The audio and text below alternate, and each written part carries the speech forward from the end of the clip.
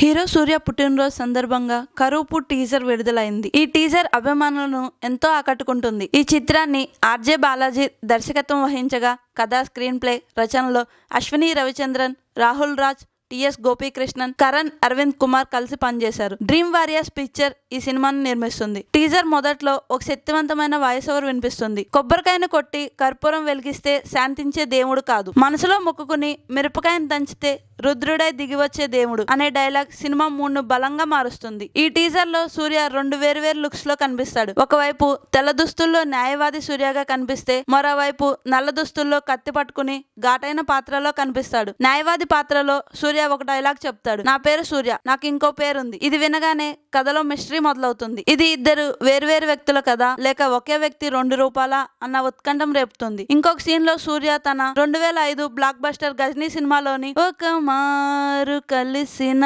అందం పాటను రీకాల్ చేస్తూ సీన్ చూపించారు. అందులోని వింటేజ్ సూర్యను ప్రేక్షకులు మళ్ళీ గుర్తు చేసుకున్నారు. మొత్తంగా చూస్తే ఈ సినిమాతో సూర్య నుంచి కొత్తదనం కనిపించనుంది. టీజర్ మాత్రం సూర్య ఫ్యాన్స్ కు సినిమాపై అంచనాలను పెంచేస్తుంది.